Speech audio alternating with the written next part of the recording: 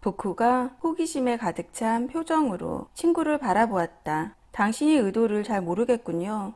어쩌려는 생각입니까? 틈을 찾고 있는 겁니다. 틈이라니요? 저 젊은 숙녀의 갑옷 같은 침착함에 난 틈 말입니다. 그 냉정함을 흔들어 놓고 싶었거든요. 성공했을까요? 난 잘 모르겠습니다. 하지만 이건 알고 있습니다. 그녀는 내가 이런 식으로 신문할 거라곤 짐작도 못했죠. 그 여자를 의심하고 있군요. 왜죠? 내보기엔 그냥 매력적인 젊은 숙녀일 뿐 이런 흉악한 범죄를 저지를 아가씨 같진 않았는데요.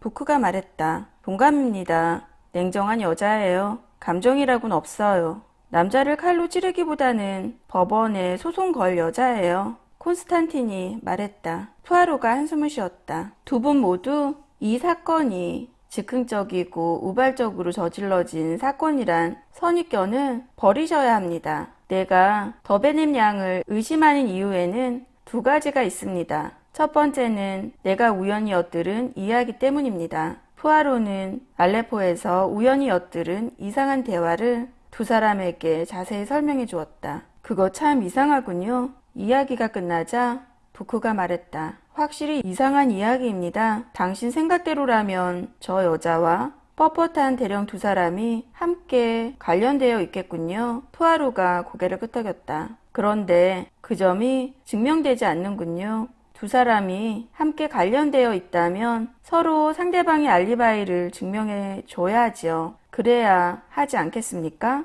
그런데 그렇지가 않습니다. 더베넴 양의 알리바이는 생전 처음 만난 스웨덴 여자가 증명해주고 아르버스너 대령의 알리바이는 죽은 사람이 비서인 맥킨 씨가 증명해주고 있습니다. 그 수수께끼의 해답은 그렇게 간단하지 않답니다. 그녀를 의심하는 데에는 또 다른 이유가 있다고 했죠. 부쿠가 되새겨 주었다. 푸아로가 미소를 지었다. 아, 하지만 그건 심리학적인 것이지요. 더베넴 양이 이 범죄를 계획했을 가능성이 있을까? 라는 질문을 나 자신에게 했죠. 난 이 사건이 배후에 냉정하고 지적이며 뛰어난 두뇌가 있다고 확신합니다. 더베넴 양이 바로 그런 사람이에요. 부쿠는 고개를 저었다. 난 당신이 틀렸다고 생각해요. 내겐 저 영국 아가씨가 범인으로 보이지 않는군요. 글쎄요. 자, 이제 마지막 사람이로군요. 하인인 필데가르데 슈미트를 만나보지요. 차장에게 불려온 필데가르데 슈미트는 식당차 안으로 들어오자 공손히 서서 기다렸다. 푸아로가 앉으라고 손짓했다. 그녀는 시키는 대로 자리에 앉아 두 손을 모으고 푸아로가 질문할 때까지 조용히 기다렸다. 똑똑해 보이지는 않아도 대단히 차분한 모습이었다. 푸아로는 메리 더베넴을 다른 방식과는 전혀 다른 방식으로 필데가르데 슈미트를 다루었다. 우선 여자가 편안함을 느낄 수 있도록 아주 친절하고 온화한 태도를 보였다. 그런 다음 이름과 주소를 적게 하고 부드럽게 질문을 시작했다. 신문은 독일어로 진행되었다. 우린 어젯밤 일어난 사건에 대해 가능한 많이 알고 싶습니다. 당신이 범행 자체에 대해 많이 알고 있을 거라고 생각하지는 않지만 그래도 뭔가 보거나 들은 게 있을 겁니다. 당신에게 별일 아니지만 우리에게 아주 중요한 의미가 있는 일 말입니다. 무슨 말인지 이해하시겠죠? 이해한 것처럼 보이지 않았다. 대답을 하는 동안에도 그녀의 넓적한 얼굴에는 바보스러운 표정이 그대로 남아있었다. 전 아무것도 몰라요. 예를 들어 당신 주인이 어젯밤 당신을 부르러 사람을 보냈죠? 예. 그게 몇 시였습니까? 모르겠어요. 차장이 부르러 왔을 때 전 자고 있었어요. 그렇군요. 그런 식으로 당신을 부르는 일이 자주 있었습니까? 드문 일은 아니에요. 마님께선 밤에 가끔씩 저를 부르십니다. 잠을 잘 이루지 못하셔서요. 좋아요. 그러니까 당신은 밤에 사람이 부르러 와서 일어나셨군요. 잠옷을 입고 가셨습니까? 아니요. 옷을 걸쳤어요. 잠옷 차림으로 마님 앞에 나서고 싶지 않았어요. 하지만 아주 예쁜 잠옷이었겠죠.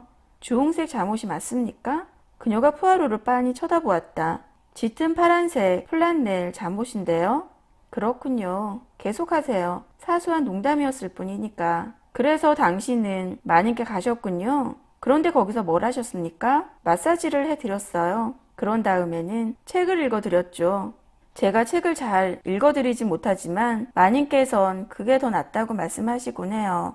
그 덕분에 더 쉽게 잠이 온다고 하셨어요. 마님께선 졸음이 오자 제게 가보라고 하셨고 그래서 전 책을 덮고 제 방으로 돌아왔어요. 그게 언제였죠? 모르겠어요. 얼마 동안 그 방에 계셨습니까?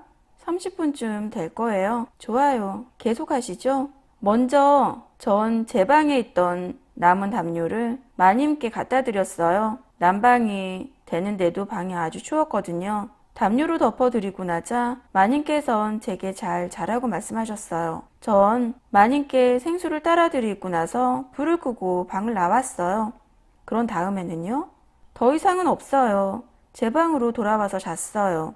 혹시 용이 수놓아진 주홍색 잠옷을 입은 여자를 못 보셨나요? 그녀의 온화한 눈이 툭 튀어나올 정도로 커다래졌다. 예? 차장 말고는 아무도 없었어요. 모두들 자고 있었어요.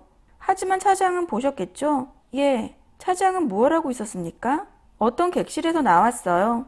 앞으로 내밀며 말했다. 뭐라고요? 어떤 객실이었죠. 기차의 가운데쯤에 있는 방이었어요. 힐데가르데 슈미트의 표정이 다시 겁먹은 표정으로 돌아갔다. 푸아로가 친구에게 나무라는 시선을 던졌다. 차장이 밤에 손님이 벨소리에 응답하는 거야 자주 있는 일이지요. 그 방이 어떤 방이었는지 기억하십니까? 기차의 가운데쯤에 있는 방이었어요. 마님이 방에서 두 번째인가 세 번째 방이었어요. 그래요? 그럼 그 일에 대해 자세히 말씀해 주시겠습니까? 하마터면 저하고 부딪힐 뻔했어요. 그때 전 제 방에서 담요를 가지고 마님이 방으로 돌아가는 중이었어요. 그런데 차장이 어떤 객실에서 나오다가 당신과 거의 부딪힐 뻔했다는 이거죠?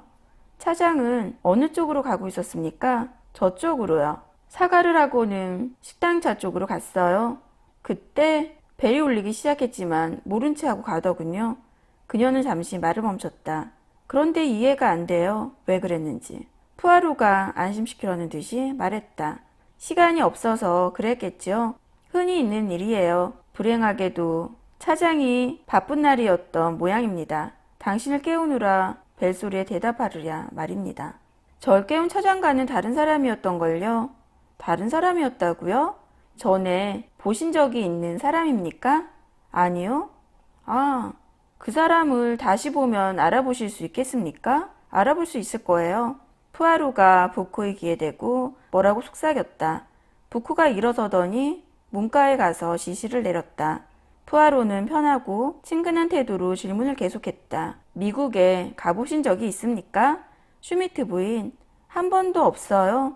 분명히 멋진 나라일 거예요. 살해된 남자가 어떤 사람인지 들으셨을 겁니다. 그는 어린아이를 죽인 유괴범이었습니다. 예, 들었어요. 끔찍하고 사악한 일이에요. 위대하신 하느님이 그런 걸 용납하실 리 없어요. 우리 독일에는 그런 사악한 일이 없어요. 여자의 눈에 눈물이 개었다. 강한 동정심이 발동한 모양이었다. 끔찍한 범죄였습니다. 푸아로가 침통하게 말했다. 그는 주머니에서 모시 손수건을 꺼내 그녀에게 넘겨주었다. 당신이 손수건입니까? 슈미트 부인, 오 아니에요. 제 것이 아닌데요. H라는 머리 글자가 보이시죠? 그래서 부인이 손수건이라고 생각했는데 아, 그런 건 마님들이 손수건이에요. 아주 비싸요. 손으로 술을 놓았으니까요. 파리에서 만들어진 거죠. 부인 것이 아니라면 혹시 어느 분 것인지 아십니까? 제가요? 아니요, 모르겠어요. 세 사람 중에서 푸아로만이 그녀의 머뭇거리는 기색을 알아차렸다. 부쿠가 푸아로의 귀에 대고 뭐라고 속삭였다. 푸아로가 고개를 끄덕이고는 여자에게 말했다. 차장 세 사람이 올 겁니다.